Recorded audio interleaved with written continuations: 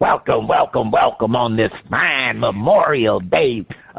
It's celebration time. I can smell the barbecue ribs everywhere, and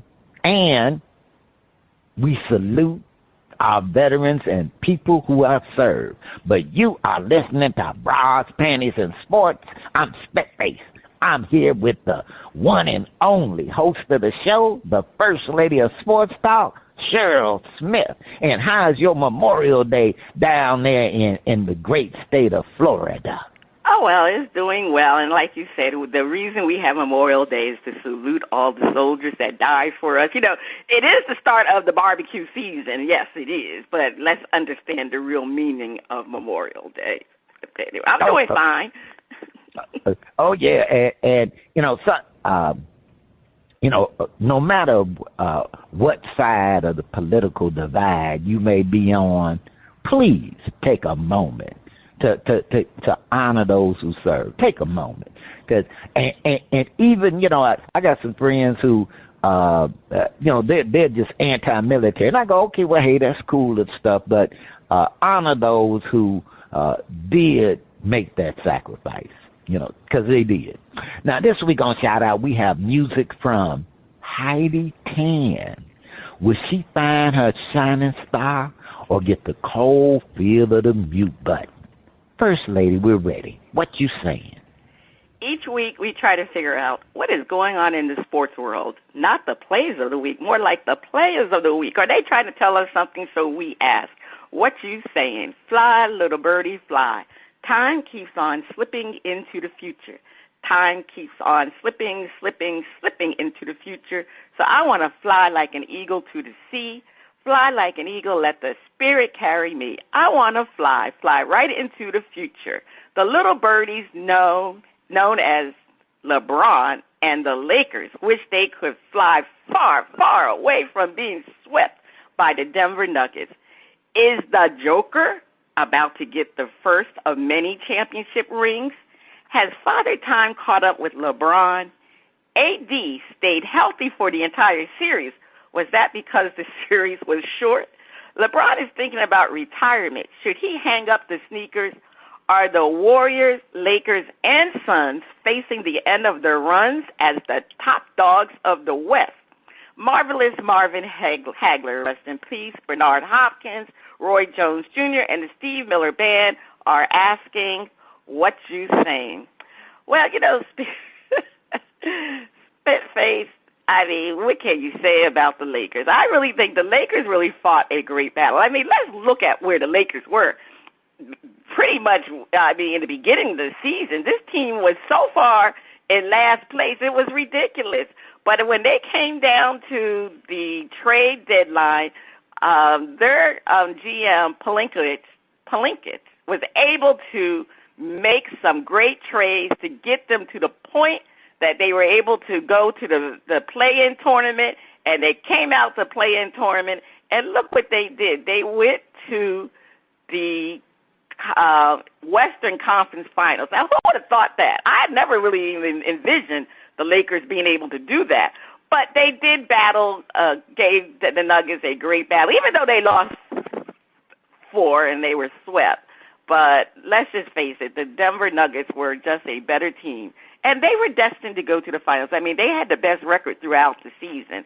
And their leader, Jokic, let's face it, he was great during that season. And Jamal Murray, he was great also. And LeBron played well. And AD was good some games. And, the fact for the Lakers, they just couldn't get the others to play consistently. And when I'm talking about other, D'Angelo Russell was not great in this series. All right, so, the thing is also, when it comes to the Nuggets, they concentrated on winning, especially their leader, Jokic, because he concentrated on winning versus being a 3-time MVP. You hear that, Joel Embiid?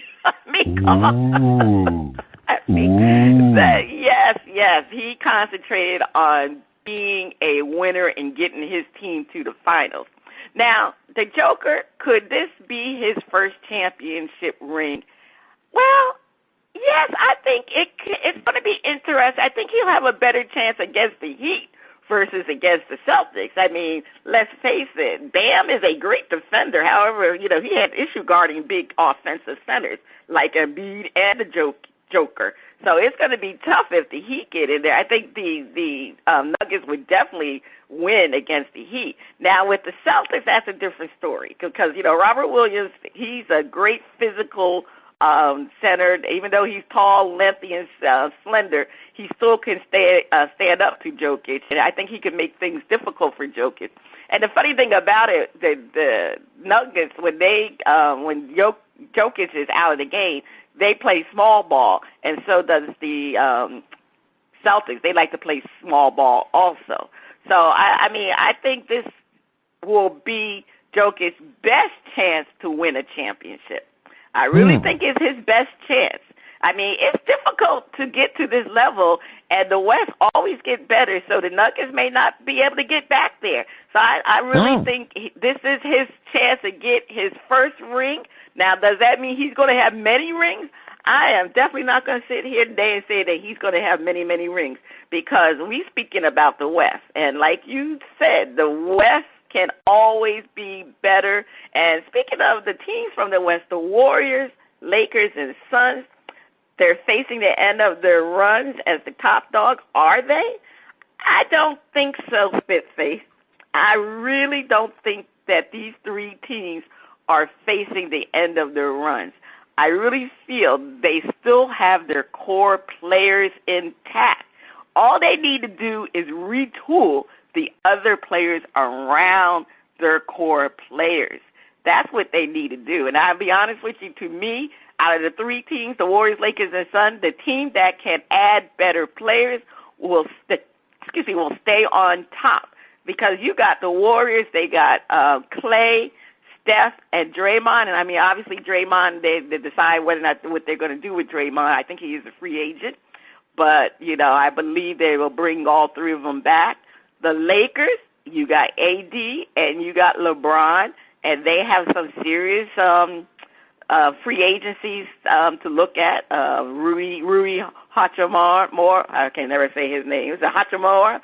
I might be pronouncing it wrong. And then you have the other young guy, I forgot his name, that played so well.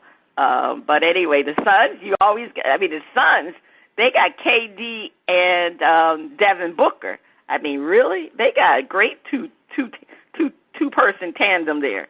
So they just need to make sure they add good others to their team. And I think that all three of them can stay on top. I think it's still going to be competitive in the West. And then you got the Clippers. The Clippers are going to be coming back. Hopefully they can stay healthy. And so, it's the West is tough. So that's why I really believe Jokic, this is his best chance to win a championship. All right, now let's get on moving on to Anthony Davis. The question is, will he be able to stay healthy, or did he stay healthy because the series was short? That's funny. No, I really think AD, after he had that injury midway through, I think after the All-Star game, or actually it was before the All-Star, he came back after the All-Star, and he was able to stay healthy for the remaining of the season and throughout the playoffs. You remember they had to play a play-in game tournament, and they played 3 playoff series. So he was able to stay healthy during all of that, during their run. Now, the problem was he wasn't consistent in every game, and that's what AD needs to work on. He needs to continue to maintain his health, but he also needs to work on his motor and desire to play. Sometimes you just don't get the feeling that he really wants to win. He wants to win. He doesn't have that desire, that passion that LeBron James comes with. LeBron hates to lose. And I just think that AD needs to develop that type of passion about the game of basketball.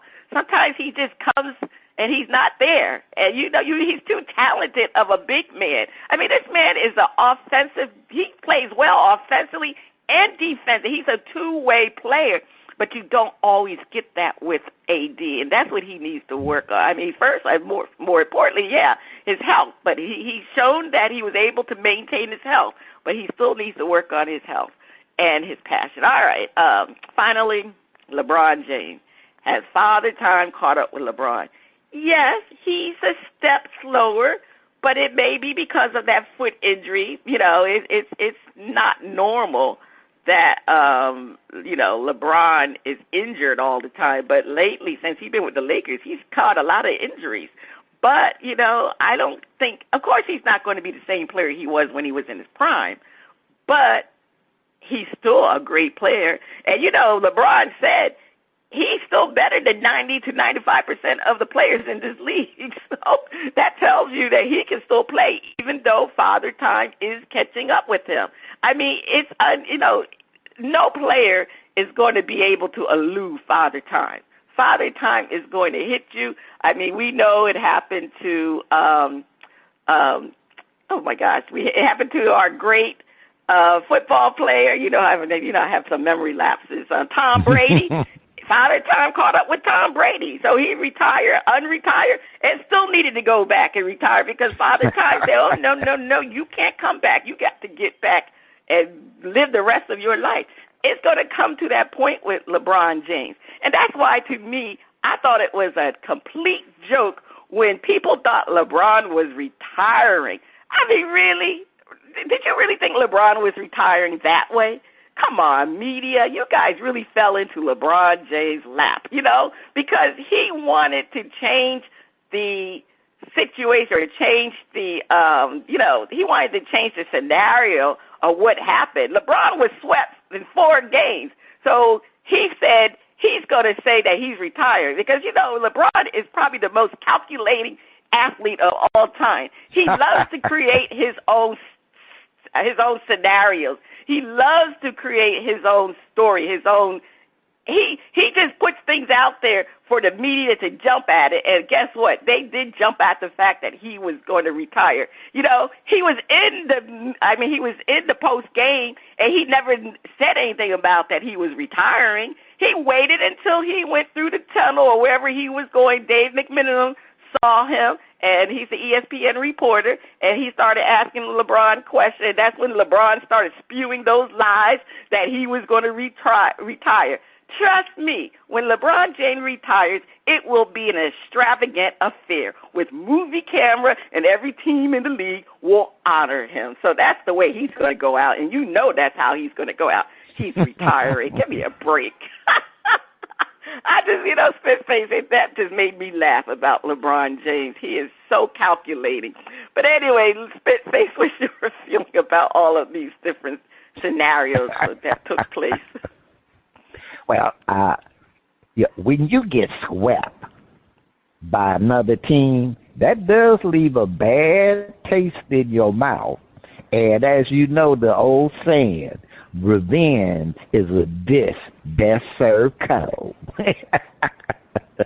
So I totally think that, the Lakers proved that they have built a team that is like super competitive.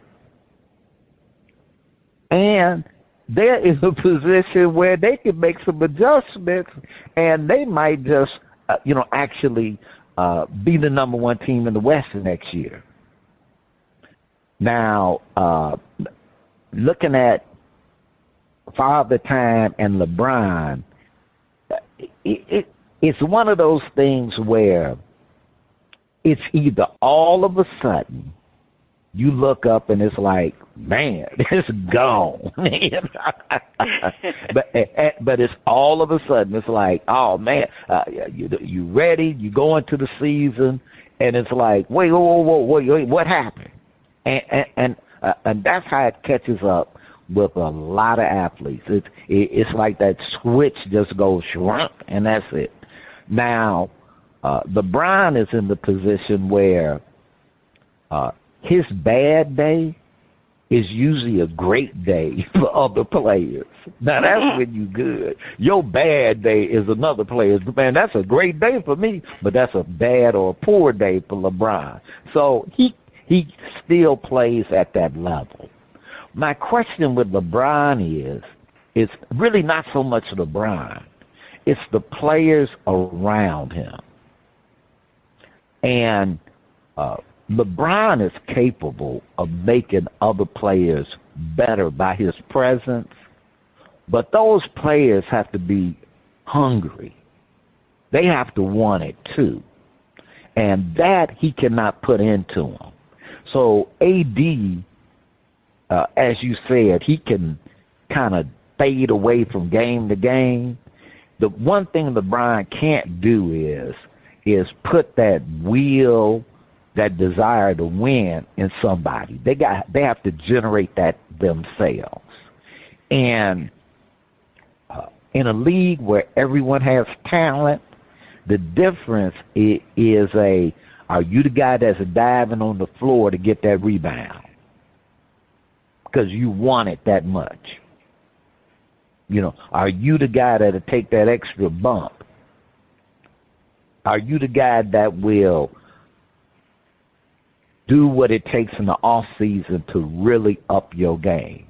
Now that he could be, as they say, lead by example. He can lead by example, but will they bite and follow through?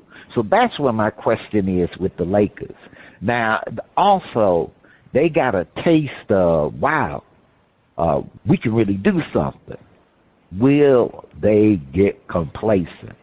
Like, look, we came from the play-in to one series to being in the championship. Will that go to their head and they slack off like, well, look, now that we got ourselves together, we can just do that. So I don't look at it as so much as the Lakers with LeBron as the father time catching up with him. And he shouldn't hang up the sneakers unless he just really is like, you know what, been there, done that, I'm out of here. But that bad taste in your mouth, it's not like you played a 6 or 7 game series and you lost. Getting swept is just like, no, you could have stayed at home. So with that, we know LeBron is not going anywhere. Now the Joker is a bad man. The Joker is the joke. The more I see of the Joker, the more I like the Joker. And will the Nuggets be able to bring on the players, make on the adjustments so that the team can stay competitive in the West? That's a tough road to hoe. The Warriors are not out of it.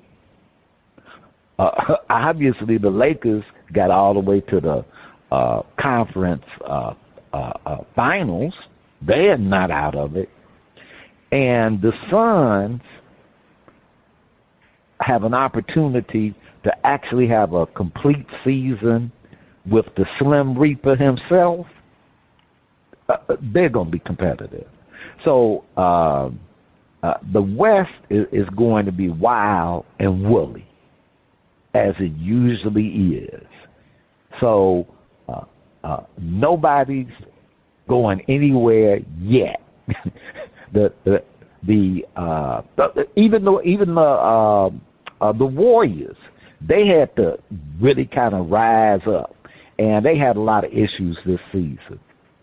But I think that they will remain as top dogs in the West, and that this season was more like an adjustment season for those teams. And right now the Lakers are on top. But Nuggets, if you going to win, as they say, opportunity may only strike once. So you better be on it in these playoffs. That's all I'm saying, First Lady. Yeah, and like I said, this is probably the Nuggets' best chance to win the championship is against either the Celtics or the Heat. But like I said, I think they have a better shot against the Heat. So they should pray that the Heat win the game tonight. All right, Spitface, over to you. All right, don't call it a comeback. I've been here for years, rocking my peers and putting suckers in bed, making the tears rain down like a monsoon, listening to the bass go boom. Explosion, overpowering over the competition, I'm towering. Wrecking shop when I drop these lyrics that'll make you call the cops.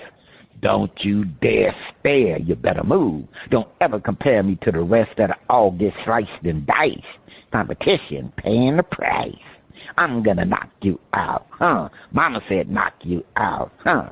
We are talking about the potential knockout punch to the Miami Heat in a series with them winning the first 3 games against Boston. Will the Celtics be the first team to come back from 3 down to win the conference championship? If Miami loses, is this a case of the team needing another superstar? If Boston wins, are they looking at a beatdown from the Nuggets? Boston survived Game 6 with a split-second play at the end of the game. Does that light a fire under the belly of the Miami Heat? Denver hasn't played for almost a week. Does that hurt them or help them? Leroy Satchel Page, Walter Buck Leonard, and James Cool Papa Bell are asking, what you saying? First Lady, I'm looking at Game 6. I'm looking at the last 3 seconds. I'm looking at people high-fiving, slapping each other on the back, smiles on their face. And then I'm reminded of Wide World of Sports, the agony of defeat. The agony, defeat and agony was all over the place. In a game where Boston really should have been whooping up on Miami by about 10, 20 points. So I had to give Miami that they played, ordinarily they played to the end, but this time they did not. They did not. Somebody was supposed to box out somebody near the rim. It just did not happen. And, if Miami loses, is this a case of the team needing another superstar? Yes.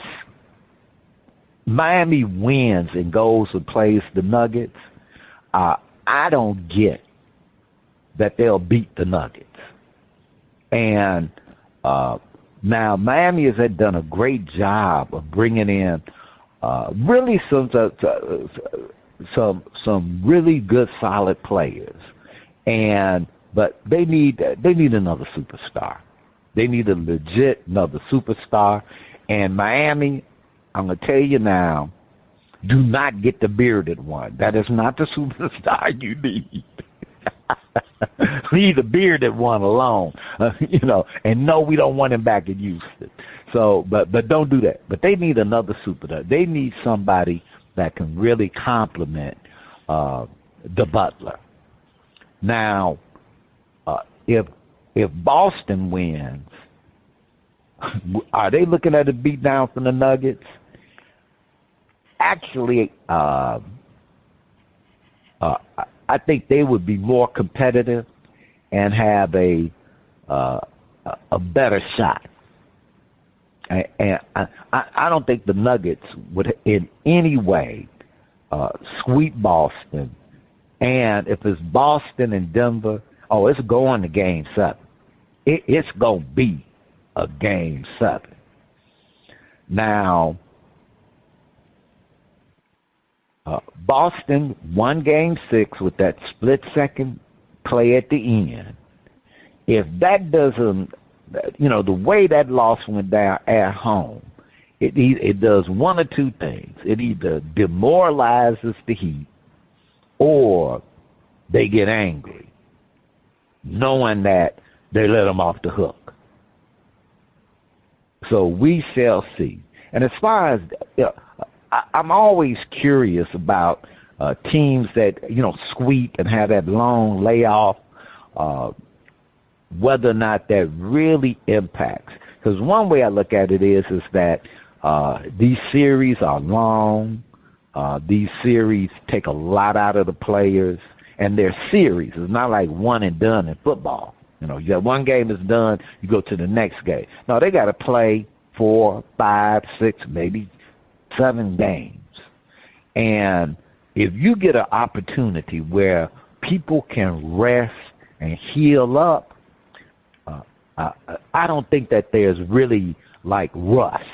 Not at this level, not at the level that they're at. Because that's the conversation is, will they be rusty because they've had so much time off? I look at it as they have an advantage because they've been able to rest and heal up and prepare while you've had to play, while the other team has had to keep playing. So I go advantage Denver because it helps their players healed up, work on things that they saw in the previous series where they need to improve their game. So I go all advantage to having that layoff. And as far as Russ goes, no way, Jose. Now, will the Celtics be the first team to come back from 3 down to win the conference championship? I'll say this. They should. They got every opportunity. They're at home. The other teams that have gotten to that point were the underdog, and they were playing on the road in that Game 7. In this case, the Celtics are at home. They have all the advantage. They got baked beans coming out, out of everywhere for them. So Beantown has everything going in their favor. First Lady, what you saying? Well, yeah, will the Celtics be the first team in NBA history to come back from 3 down to win the conference championship? Yes, if they are up at least 15 points with 4 minutes left in the game. This is the only way the Celtics can win, because if it's a close game, I'm sorry. The Celtics cannot depend on a lucky rebound putback to win against the Heat. There's not. The Heat, there's no quit in the Miami Heat. They will fight to the end, and that's the problem for the Boston Celtics, because they are the dumbest team with the lead. This team lacks basketball IQ. Their MO is to jack up 3-point shots when they are shooting a low percentage from threes instead of getting good shots at the basket when they have the lead. I mean, I couldn't believe how they lost actually, they were losing that game with 3 seconds, and they should have won that game easily against the Miami Heat. I mean, if I'm not mistaken, I think they had like either a 7 or 9 point lead with 4 minutes left in the game. How could you lose that game the way that they were losing? I mean, it was a lucky shot. Like you said, Smith, it was pure luck that they won that game, but it shouldn't have come down to that, because this team just doesn't have the intelligence to learn how to play with a lead. And that's the only way they're going to win. They got to blow out the Heat, and I mean it sincerely. They just can't win when they have a lead. So it's going to be interesting. And Celtics, they should have won. The thing is, the way the Heat lost that game, it's going to light a fire under their belly, because it's hard. I mean, you seldom see teams bounce back from that type of defeat. Really, you seldom see it. I mean, look what happened with the Sixers. The Sixers had a chance to win Game 6, and they didn't win that game, so it was a devastating loss. And look what happened when they came out in Game 7. They just got completely blown off the court by the Celtics. If you remember the Spurs against the Heat, when Ray Allen hit that shot to save the Heat season. But if I remember, that game went to overtime, and the Spurs still had a chance to win. But at least the Spurs did come out and play Game 7 great. It was a close game down the end. And there's a lot of games that I could go over in situations where teams came back. Like, for example, I think when the Miami, back in the 90s, the Miami Heat and the Knicks were playing, and the Knicks had a 3-1 lead, and that's when, you remember, they had those fights, and then most of the Knicks teams most of the players on the Knicks were suspended. The Miami Heat went into New York. They won Game 6, and then the Miami Heat blew out the Knicks in Game 7. So it happens. When teams lose in the way that the Heat lost, they come out and they basically lay an egg in that Game 7.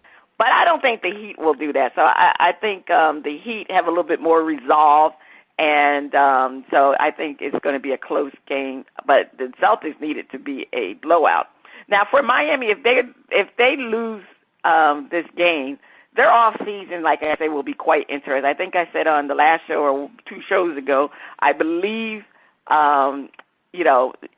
Max Strus and Gabe Vincent are free agents. The question is, will the Heat be able to re-sign them? Because more so for Gabe Vincent, because he's had a great playoff. Max Strus has been up and down, but the thing is, he's still a great outside shooter. So the question will be, will Pat Riley make another mistake overpaying these undrafted free agents too much money like he did with Duncan Robinson? Yeah, Duncan Robinson played well, but he missed them 2 open shots. and he made them 2 open shots. The Miami Heat would be in the finals.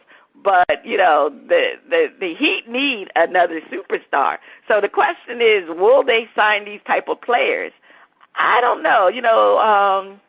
Pat Riley, he always likes signing a whale, but it's been very hard for him to get one. He's been out of the competition when it was for Kevin Durant. He at one time they tried to woo Giannis. You remember when Giannis was a free agent? They thought he was coming to the Miami Heat. He didn't come. So, the question is, you do got a superstar with Jimmy Butler. Now, Jimmy Butler is not a superstar during the regular season. He's playoff Jimmy Butler. But Bam is not the answer, because Bam is not a superstar. Bam's a great player. He's an all-star, but not a superstar. So I think they need to consider getting another player, and I think later on I will discuss who that player should be. But anyway, if Boston wins, are they looking at a beatdown from the Nuggets? No, I don't think Boston will have a beatdown for the Nuggets. I think Boston matches up quite well against the Nuggets. Their center Williams, he can stay with Jokic. Matter of fact, he's fast on his feet, and he has the length, and he can stay with Jokic. So I don't think it's a problem. And both teams love to play small ball too. So the Celtics are really great at playing small ball. So I think the series between the Celtics and the Nuggets will go 7 games. And the fact that the Denver Nuggets haven't played for almost a week, I disagree with you, Spitface. I think it is going to be a problem because, like Coach Malone said, you can't mimic real game scenarios versus working out and practicing. It's not the same as playing the game. So I see Denver coming out rusty, and I see that if the Heat or the Celtics win, whoever wins, I can see them winning that first game in Denver because of the fact that the Heat and the Celtics have gone down to 7 games. So they've been playing. They got a lot of energy. They got a lot of adrenaline. So they're going to be ready to play the Nuggets. Now, there is a great equalizer for Denver, and that's playing in the Mile High City. The altitude may be their saving grace for the Denver Nuggets, because if they were playing on equal terms as far as not having that altitude, I really think they could lose that first game. But, again, that their altitude in Denver, Colorado. I've never been to Denver. I heard people have talked about that altitude difference. I don't know what it does to you, but it from my understanding, it's hard to catch your breath or something like that. I've never been to Denver, so a lot of the players talk about it. It's an issue. So that will be the saving grace for the Denver Nuggets. So anyway, we'll see. I know they're patiently waiting to see who will be in the finals. And again, I know the NBA, to be honest with you, I think which would be better for the NBA, to have the Miami Heat in the finals or to have the Celtics in the finals against the Nuggets. They're already losing having the Nuggets in. That's a small market team. So they're already losing. The question is, I think, I don't know. That's an interesting theory to see which team they would want. Probably the Celtics because of the nostalgia for the Celtics. I really think it probably would be the Celtics. Anyway, Spitface, that's all I'm saying. Yeah, First Lady, on that point, as you said, the nostalgia for the Celtics, part of it is that, one, there are those people who love the Celtics, but there are so many people who hate the Celtics that they would watch it because they want to see the Celtics get whooped. So, Miami doesn't have enough people hating them. Well, that's because when they had LeBron and D-Wade, they did, in the Big Three, they did have a lot of haters. They did at that time, but not anymore. But their history hasn't been that way, though. Not like the Celtics. Right. Because I still don't like the Celtics. I never liked the Celtics They had Kevin Garnett on, who I like Kevin Garnett. I still hated the Celtics. I'm not a Paul Pierce guy. I hated Paul Pierce. I like Paul Pierce. Well, see, we just hate the Celtics, But then, all right, I don't think Magic Johnson like them either. First Lady, please take us to break. Stay tuned. Coming up next, we have a performance from Heidi Tann on Shout Out Part 1.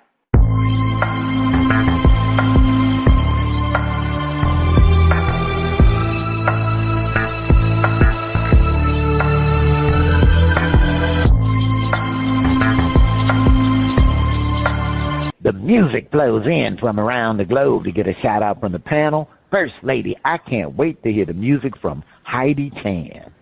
On Shout Out, we feature new independent artists who are looking to find their shining star. If we like what we hear, we'll give the track a shout out. If we don't like it, we hit the mute. Today we are featuring Heidi Tann from Lakewood, California. They say, quote, Heidi Tann is Filipina, American singer, songwriter who sings with ease. Her interest in music started at the age of 5, singing for parties for family gatherings. All right, DJ, let's hear Baby Come Back, featuring Niles.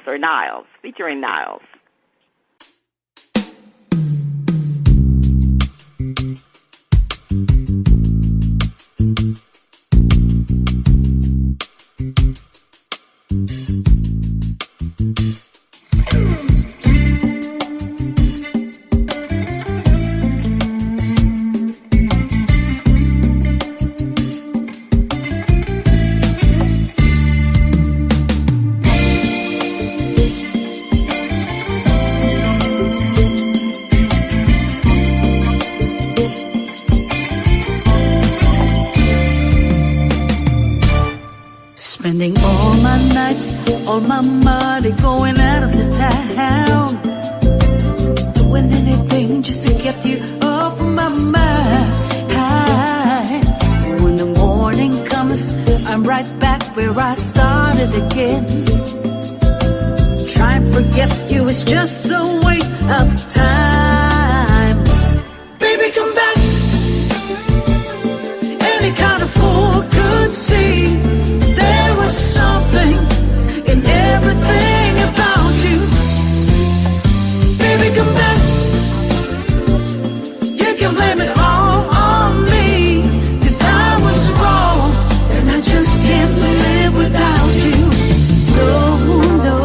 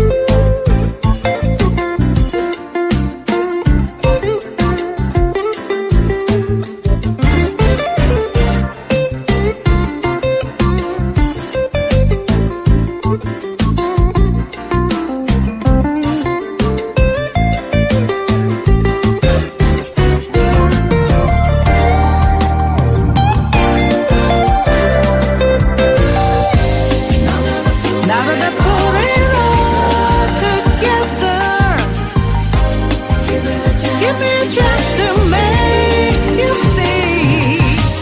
Have you used up all the love in your heart?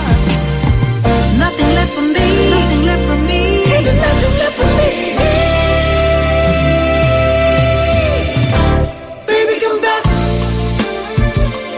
Any kind of fool could see there was something in everything about you. Baby, come back. You can blame it all on me. 'Cause I was wrong, and I just can't live without you.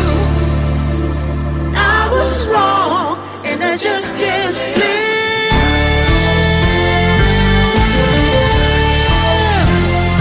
Baby, come back.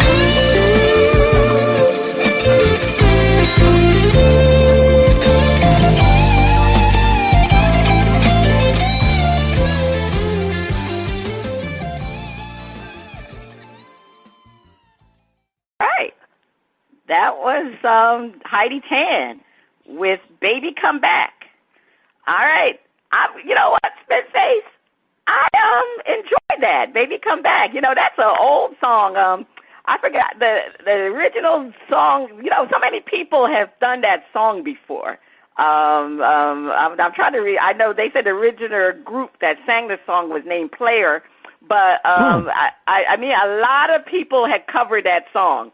A lot of people have covered that song, and her cover was good. I enjoyed it. I'm definitely going to shout it out. You hitting the mute button, or are you shouting it out, Spitface? I'm shouting it out, and the group that they mentioned was the original group. I do not remember them, but I do remember. I think Hall and Oates. Hall and Oates, right? They did it. Hall right. and Oates, and I'm wondering if the Bee Gees made a version. I know it's been covered by a lot of people because I'm trying to remember the black either artists the Bee Gees or the Average White Band, one of them. You know. Yeah, but I guess there's been a couple of people, but her version was smooth. I got to shout it out. Yeah, Lisa Stansfield, she did a I'm reading. Lisa Stansfield did a version of it. Whoa. But the original song is from, the name of the group is a British group called Player. And you're right, Hall and Oates. Hall and Oates probably had the more popular version of it. Mm. But it's a song. It's a song that's definitely been covered by a lot of people. A lot of people have covered that song, and you know, it's one of those songs that you like. You know, it definitely like. So it's an easy playing song, and she did a great job. All right. So then on the other side, let me just see, where are we? Okay. So we'll see we'll get another performance from her on part 2 of Shout Out, and we'll feature a track from her again. All right. Is that the sound of my favorite underwater friend? Is it time for Flip It?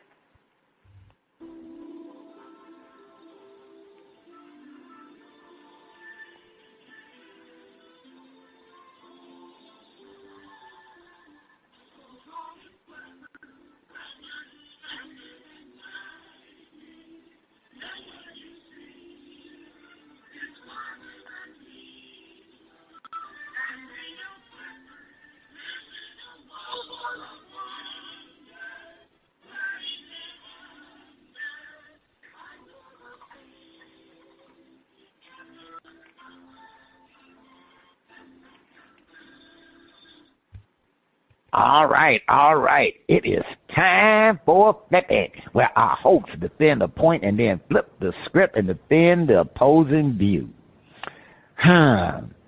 Was acquiring Kyrie Irving the worst move by a team this NBA season? Panel, defend.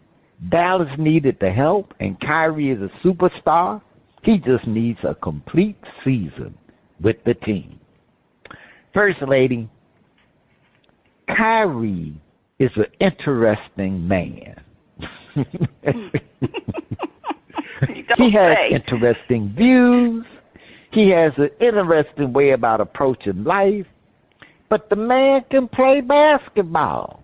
He can play basketball, and he brings a steady game when he's available. Now, his availability has been more a matter of, I'll just say, some personal decisions that impact him being available, but not how he plays when he's there. The Mavs needed Kyrie, but the Mavs need some more help too. So the fact that they didn't make it to the playoffs, that is not Kyrie's fault. That was, I'll say, a lot of players on the team who frankly will not be on the team next season. So next season, if Kyrie is still on the team and he has a complete season, they'll be glad that they got Kyrie. First Lady, please defend. Kyrie. I mean, what can you say about Kyrie? Kyrie, like you said, he's a mental case, but he's a darn good player, like you said, Spitfaces. I mean, there's nothing more to say about that. You know, Kyrie is always a great player, but he comes with a lot of baggage, and that's the problem with Kyrie. But really, the Dallas Mavericks have no choice. They have to re-sign Kyrie because they don't have any other player. I mean, it really wasn't a mistake because they just didn't have anybody else. And the only problem with when they did sign Kyrie, it really decimated their bench and their perimeter defense. So, but they needed another playmaker next to Luka. You know, Luka couldn't do everything, even though they had Jalen Brunson. But you remember, they got rid of Jalen Brunson. You know, they didn't realize he was the superstar that the Knicks saw, and so they didn't give him that money. Matter of fact, they could have gotten him for less. Let me digress. We're talking about Kyrie. But anyway, at this point, the Mavs have no other plans if they don't re-sign Kyrie. You know, I mean, what can they do? They have to sign Kyrie. And, the thing is, though, Luka needs to change his game because, he didn't work well with Porzingis, and he didn't really work well with Kyrie, but it wasn't because they just didn't get along. It's just that they didn't have enough time together. So the fact that they can have a full season together, I think will bode very well for them. And I think that they will see that maybe Kyrie can work well with Luka, but Luka needs to change his game. He can't be so ball dominant. You got two players that like to have the ball, and Kyrie sometimes likes to play fast. Luka likes to play slow, but they're going to have to change to play together. But what do the Mavs have? They have no other choice. They have to re-sign Kyrie. Baggage and all. Baggage and all. All right. But look, we're going to flip it and defend. Kyrie is Kyrie. How many teams does he need to play on before they get a championship he will not be bringing? Kyrie, and I'm going to say this. Kyrie's best opportunities for winning championships was one with the guy he won a championship with, which is LeBron James. Kyrie in Boston didn't work. Kyrie and the Nets didn't work. Kyrie with Dallas, the jury is out. But Kyrie is not going to be the difference maker where you win a championship unless Kyrie is with who? LeBron James. Kyrie with LeBron James, 80. Kyrie with LeBron James is a different Kyrie. So Dallas fans, if you're skeptical of Kyrie, I do not blame you, because he is just not that player who he's going to get you that championship unless you got a really strong player who's a leader. And right now, like I said, Kyrie is not going to bring you any championships. But Kyrie might be looking over toward that purple and gold. Now, I don't know, but that's where you might win a championship. First Lady, please defend. Dallas made a mistake bringing Kyrie because, you know, he is a long time gone from being that Kyrie that won championship for the Cavaliers. You know, people need to remember it was Kyrie game-winning shot for the Cavs, not LeBron. It was Kyrie that won that championship for the Cavaliers. However, Kyrie's already been to Boston. The Celtics couldn't do it. He couldn't do it with the Celtics. He went to the Nets. We know all the problems he had with the Nets. Now he's with the Mavs. And, you know, they couldn't win it together. But, you know, it was such a short time. So, I mean, I'm not going to blame Kyrie for the situation with the Mavs. But where can Kyrie go? Now, you know, the rumor is that the Lakers want to trade for Kyrie. And they want to send D'Angelo Russell to the Mavs. And they get Kyrie in a sign and trade. But you know what? The Mavs are not feeling D'Angelo Russell, especially after that conference finals game, the series. They're not feeling him. So where can Kyrie go and play? It's tough. The only team, like you said, Spitface, would be the Lakers, because LeBron can really wheel Kyrie into being focused. He's the only one that can do that. But how's he going to get to the Lakers? You know, I mean, the Lakers are not going to have that much money to offer Kyrie. The only way they can do it is going to be on a trade. And, you know, who's going to give up their assets for Kyrie? I mean, he can stay in Dallas, you know, but I don't know. You know, can he stay in Dallas? Yeah, because he can. Dallas has the money to re-sign him. So, I mean, he can stay in Dallas. But you want to know where else he can go? What about the Miami Heat? The Miami Heat needs another superstar. And Kyrie could go to Miami and be that superstar alongside Jimmy Butler. Because, you know, Jimmy Butler needs assistance too. You know, he's a playmaker, but Kyrie can be that playmaker too, because Kyle Lowry is a shell of himself. He needs to really give it up and retire. But the thing is Kyrie part of that Heat culture? He's not the typical type of player that the Miami Heat like to get. But, you know, Pat Riley loved Wales. And the thing about it, I was thinking about what the Miami Heat could give back as Tyler Hero and Bam or whoever. But then I thought about it. I don't know. I have to look and see what the Miami Heat situation, cap space is. But, you know, Kyrie is a free agent, so they may not have to trade those players to do a sign and trade. Maybe the Heat can sign him outright. I have to look at their cap space to see if they can do it. But the Heat are definitely a alternative for Kyrie to consider. Definitely. And I don't know. That's going to be interesting if they could sign him and not have to give up Tyler Hero, even though they may have to do a little trade on, you know, a little side trade, because I don't think if you're going to have Kyrie, do you need Tyler Hero? Is Tyler Hero going to come off the bench? I don't think so. So anyway, I'm looking more at the Heat. I think that would be a good pickup for the Miami Heat. That's all I'm saying, Spitface. Well, one thing on the Heat, we know that Jimmy Butler is probably the most unselfish player in the league. True. So if Kyrie want to shine, Butler go, look, take the ball. I want to win, you know, which would be good for Kyrie, because no one has ever really accused Jimmy Butler of being a ball hog. Nope, that's so true.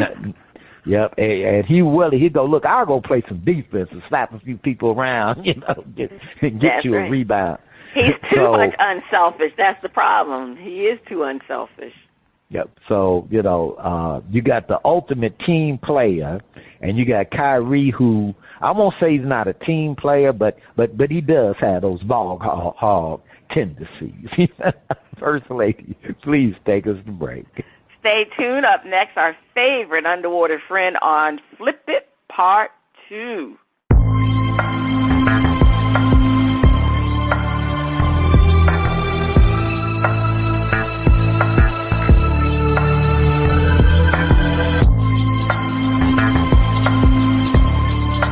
Get it. Welcome back. You are still listening to Bras, Panties, and Sports, Butt Kicking, where we look at all things in the world of combat sports. Will return after the NBA playoffs.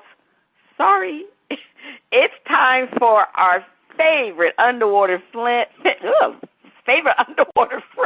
It's time for Flip It Part 2. The Jets finally sealed deal and have the services of Aaron Rodgers. But we wonder, will the Jets be in contention for the AFC Championship? Panel defend. Aaron Rodgers makes them a contender, especially with the Jets defense capable of dominating teams. Spitface defend. Well, you get the bad man on your team. That's just like Tampa Bay when getting Tom Brady. Everything starts looking a whole lot brighter for your team overall. The Jets were not the Jets are not a terrible team, not by any stretch. The Jets just had terrible quarterback play. So many observers felt that if they had a decent quarterback, not the bad man, a decent quarterback, that they would be contenders. So now they got an MVP quarterback. They got a quarterback that's been in in conference championships. They got a quarterback who's won a Super Bowl. So coming to the AFC is actually, I'll say, probably a breath of fresh air for Aaron Rodgers, because he can go into the playoffs against a different crop of teams that are not used to seeing him. They're not used to playing him. So I think that this is just going to be great for the Jets, and they will be contenders. They will not be pretenders. They will be contenders, and most of it is because they got somebody under center who can actually throw the ball to the receivers. That's what I'm saying, First Lady. Somebody who can actually throw the ball to the receivers. That's not saying too much about Wilson. But yes, we are talking about who the Jets had last season as their quarterback. And Wilson was not a great quarterback. They had Mike White, who did well, but then he got injured. I mean, the Jets were a complete mess when it came to their quarterback play. Who would have thought that they were even in games because of their defense? Their defense was able to really keep them in games, even though they had the worst quarterback play of any team last season. And that defense of the Jets is so superior to the point, even if they had an average quarterback would have gotten the Jets to the playoffs. So now you are bringing in one of the greatest quarterbacks of all time in that bad man, Aaron Rodgers, and you don't think that the Jets can be immediate contenders? Of course the Jets can be immediate contenders. And the thing I like about Aaron Rodgers, he's doing everything that he needs to do, because guess what? He's been at the OTAs. He hasn't even done that with the Packers. He skipped all that stuff last year, and he's been working out with the Jets receiver. You remember when the Packers got new wide receivers? Aaron Rodgers didn't work out with them young receivers, and you know what happened with this. But no, Aaron Rodgers has been in New York. He's been at the OTAs. He's been very vocal. He's really bought into this New York Jets team during the off season, and all that's going to do is translate into wins during the regular season. I mean, this man is loving being a New York Jets, and he's loving this team, and the Jets are definitely going to be contenders. I expect the Jets to do real well for the first time in many, many years. I mean, when was the last time the Jets went to the playoff? I can't remember. It probably was when I forgot their coach name, but it's been a while. It's been a long time. Let's just put it that way. So definitely, Aaron Rodgers has definitely made a big difference with the Jets, and he's going to make a big difference during the regular season.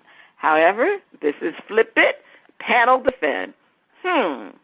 They will be contending for a wild card spot in an AFC that is loaded with quarterbacks. They will not see the AFC Championship game. Spitface defend. Patrick Mahomes, Lamar Jackson, Josh Allen, Justin Herbert. Unfortunately for Aaron Rodgers, the AFC is loaded with quarterbacks. is loaded with quarterbacks. Now, getting out of the AFC East, which is going to be a formidable task, because Buffalo will be back with Josh Allen, and Tua T will be back as well. So he's got, and we really don't know what the Patriots are going to be up to. So while the Jets will have a solid season, and they got a good shot at the wild card, they will not win the AFC East. And as a wild card team, they will not be advancing very far in the playoffs, because they'll have to play, of course, one of a better team. So while I give them a shot to maybe make a little noise, they won't be seeing the AFC Championship game. Not when you got Mahomes and Lamar Jackson, and possibly even that dude who went to Cleveland. So it can be like that. But I will say this, that the Jets are going to be in a lot of good games next season. They are going to be fun to watch with Aaron Rodgers, because he's, I'm a new man, and and I'm following in Brett Favre's footsteps. But they're going to be a fun team to watch, but they will not be contenders. That's all I'm saying first. All right, they're going to be a fun team, but not contender. And like you said, you already named all the top quarterbacks, but you know what? You did forget about Tua Tagovailoa and the Miami Dolphins. The Miami Dolphins are going to have a very, very good team this year. And what about Russell Wilson? I would expect Russell Wilson to turn back to his good self, especially that he has the offensive guru and Sean Payton. And you did kind of slide in there with that guy from Cleveland, because, yes, I expect Deshaun Watson to be back on his game again, far removed from all his legal problems. So, I mean, the AFC is such a competitive conference. I mean, really, it is so competitive. You're going to have a team that's going to have a really good winning record that's not even going to be in the playoffs. That's how good it's going to be. And don't forget about the Jacksonville Jaguars, because, they came up. They're on the come up. So, like you said, Spitface, it's going to be tough for the Jets to win their division. And I'm not even thinking about the Buffalo team, because actually I think Buffalo team is on the downside, to be honest with you. But I believe in them Dolphins. I believe the Dolphins can take that division. and that's who I'm picking to take that division. No, I'm rooting for the Dolphins. So so the question is, can they be in a wild card spot? It's going to be tough. It really, really is going to be tough because of the teams that are in that AFC conference. It really is going to be tough. So we'll see, but it's really going to be great. It's a shame that all of these teams have such great quarterbacks. They need to spread some of that wealth to the east side, to the National Football League, to the other side, because the NFC, they really don't have that many spectacular quarterbacks leading teams. A lot of mediocre quarterbacks are leading teams on the NFC side. So we will see how 49ers wish they had somebody. Yeah. Well, the 49ers are going with Mr. Irrelevant. Mr. Irrelevant became very relevant, so they're going with him. Matter of fact, he probably is going to beat out Trey Lance. They talking about whether or not Trey Lance is going to lead. So it's going to be quite interesting. So, Spitface, you're right. This is probably, the AFC is so competitive. It may be that the Jets don't even get a wild card spot, but we shall see. All right, Spitface. And as you said, First Lady, they might have a winning record and not make it. I'm telling you. Yep. There's going to be teams that's going to have a winning record that will not make the playoffs. All right, Spitface, please take us to break. On the other side of the break, we have another performance from Heidi Tann on Shout Out Part 2. Please, please, please, pretty please, stay tuned.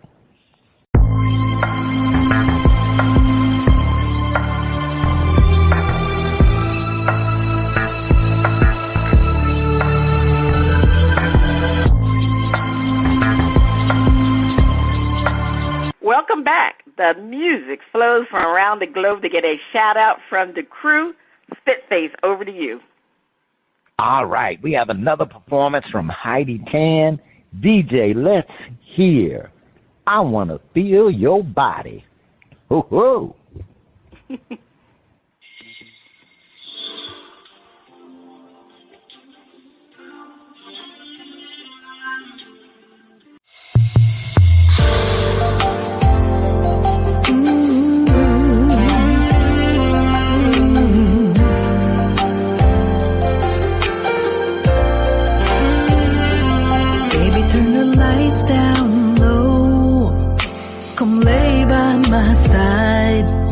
Take her first time slow. Wanna make it last all night. Baby, fill me up with your love. Touch me anywhere you please. Baby, give me all that you've got. Wrap your body around me. 'Cause I wanna feel your body all over me, baby.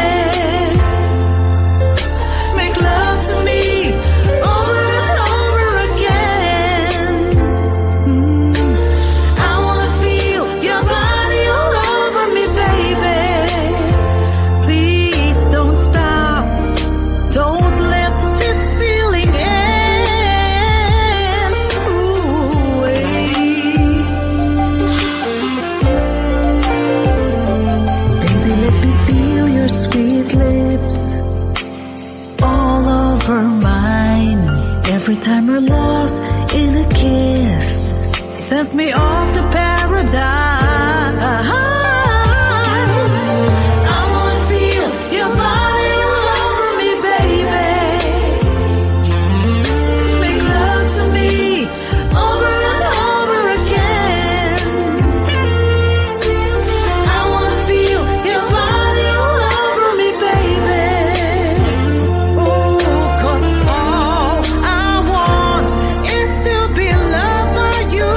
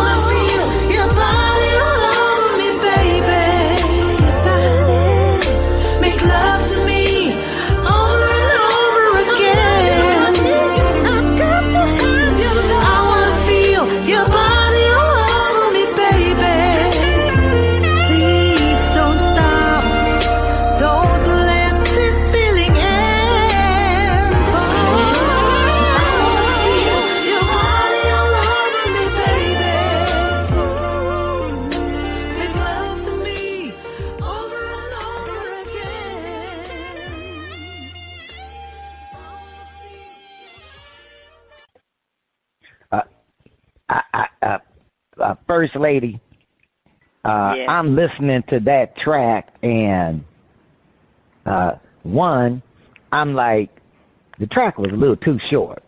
Cause you know, you want to feel me all over your body for 2 minutes? You know, come on. Baby, come on now. You know, we just getting heated up. You done got me all ready and stuff. Okay, 2 minutes, that's it.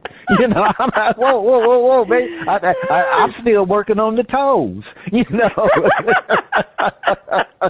we ain't even got to the ankle yet. You know, come on now. But I like the track. Heidi Tann. Heidi Tann is interesting. She's interesting. I'm giving her a shout out. What's the verdict? All right. You said it was short. All right. Yeah, I'm going to shout it out. Her vocals was definitely a little bit different in this track. She went through her upper range a lot in this track versus in that other song. So, you know, she was pretty good. I'm going to definitely shout this particular song out, and I'm going to shout out Heidi Tann. Going to shout her out. So, yeah, I'm going to do that. All right, and hey, Heidi, representing the Filipino community. That's right, represent your peeps.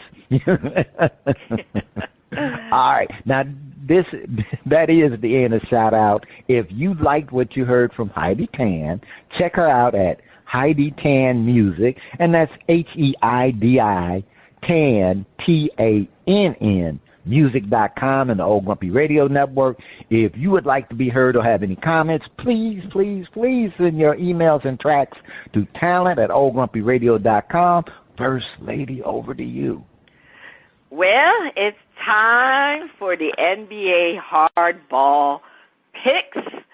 All right, so we got to go to the previous picks and go over our previous picks. Okay, so we got to go back a couple of weeks from our May 17th picks.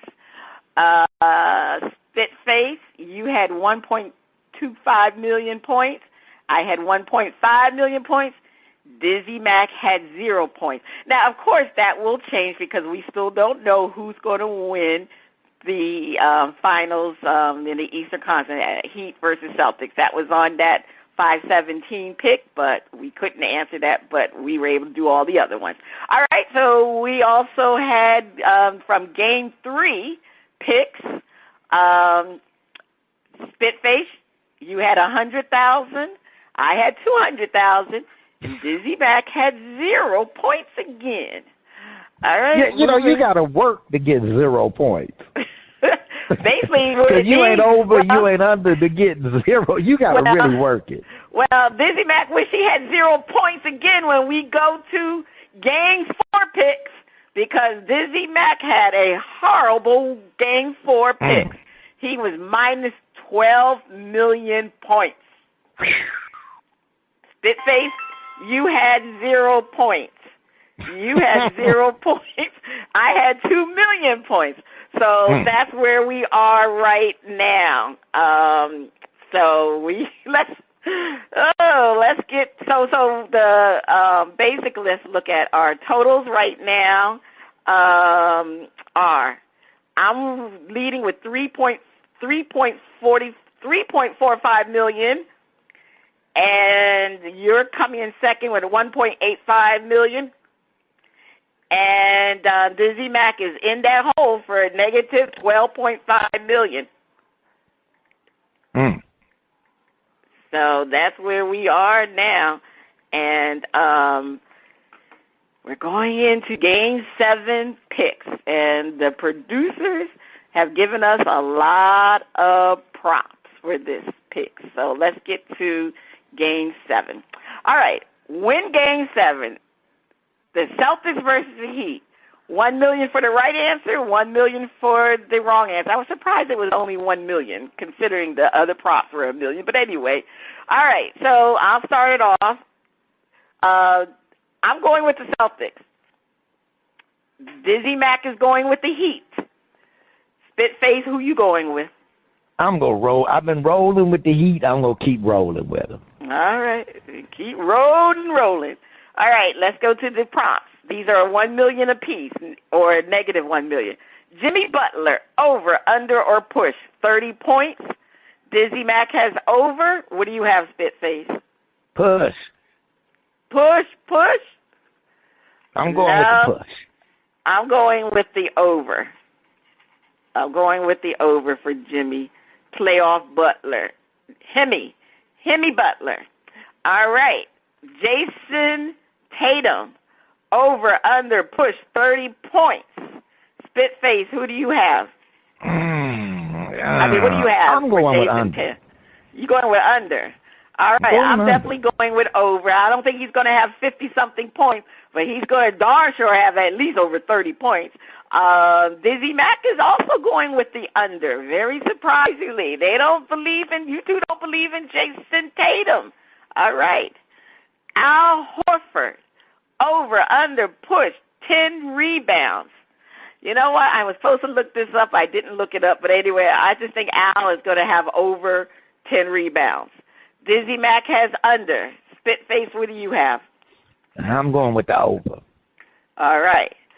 Duncan Robinson, like I said, who missed two crucial wide open shots. Over, under, push, 15 points. Dizzy Mac is going with the over. What are you doing, Spitface? I'm going with the over. I am going with the under. Which Duncan Robinson is not coming back strong after missing those two open wide shots. All right. So we will see. That's what we're dealing with our props. And we shall see how we do with those picks. And it's, like I said, we'll see. All right. What is the top story of this week to watch? Spitface, what is your top story? Well, before I get to my top story, I just wanted to let everybody know we did not miss, or we do miss, the legendary Tina Turner. Absolutely.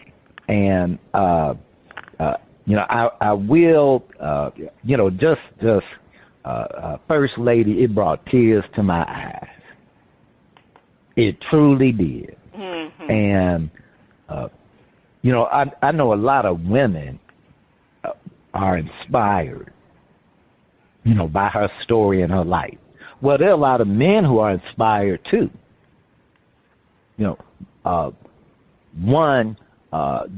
The type of comeback she had at her age, because her comeback was really, she was really like she was not quite middle, but she was right there. She was knocking on that door, and she made a serious comeback. And just everything that she went through, and I'm just so thankful that I got to enjoy her music and her talent. Just really, really thankful. And I have to give a queen of rock and roll her due. Rolling down the river. I have to give her due. So now, to me, the top story to watch is what's going to happen with the Heat and the Celtics. Because if the Celtics win, that is history making, and if the Heat win, it's a big deal. Whoa, that's my top story to watch. Who wins Game 7? Well, you know what? I agree with you, because what else is going on in the sports world right now? There ain't nothing else going on but that Game 7. It should be the most watched NBA game in NBA history. I really hope so, because with all the fanfare and all the fact that history can be made, and history can be made from the Miami Heat, because the Miami Heat can be the first play-in tournament winner to go to the NBA Finals. And of course, that's right. They were playing team. They were playing, exactly. So they will be the first play-in team to go to the NBA Finals. They won't be the first 8 seed, because if you remember the New York Knicks were the last 8th seed to go to the NBA Finals. That was in 1998, but people always forget 1998. It was a short season because of the strike. That's when the Knicks went. Oh, that was a strike year. It was a strike year. So, but, of course, the main thing is Boston can win, 151 can do what 151 teams couldn't do, or I think they are the first 151st, something like that. But anyway, we just know that they have no team in the history of the NBA has come back from 3-0. So this is a very, very historical game. All right, it's very historical. All right, I want to discuss the New England Patriots have made a historic hire over the weekend as Maya Anna Callender has been brought in as a scouting assistant. She's become the second woman to work in the Patriots scouting affairs, joining longtime director of administration Nancy Meir, who has been with the team since 1975. Callender, nonetheless, is a landmark arrival in the history of the Patriots, as she is the first female hire of the Bill Belichick era that began in 2000. You know, she owns previous NFL experience as a holder of the fellowship with both Philadelphia Eagles and the Tampa Bay Buccaneers. So, but this is very historic for Bill Belichick to hire a woman. Oh my goodness! He belongs to the old boys net club. I would say old Bill. You kind of it is kind of unexpected for because like you said, if anybody's in the old boys club, is Bill as a certain black coach. Yeah, and I also like to say, and she is also African American. So kudos to her, and hopefully this is moving on up. Bill Belichick says. A lot of teams have been hiring women, so kudos to Maya, and hope she does well. All right. Glad she didn't go to Washington. Yes, I'm getting big in with the Commanders. I don't know if you heard the Commanders. Well, they're gonna be changing their names because they got denied the rights to their name for licensing purposes for their. They put into the, what's it called when you get the trademark, folks? Yes, they were denied the trademark for the Commanders. So now they should just go back to the Washington Ball football team. They're going to have to change their name again. Why, you don't like that name? I don't like that name, but, I put it like this. They need something rough. They need a rough and tough name, But, too bad Cincinnati got the Bengals, Well, what does Washington Bengals got to do with Washington? Washington, what do the Bengals got to do with Cincinnati? Well, maybe there's some Bengals there. I don't know. Maybe there's more Bengals in Cincinnati than there is in DC. Bears, you could go. Yeah, there's some Bears roaming around Illinois, Bengals Wisconsin. running around DC.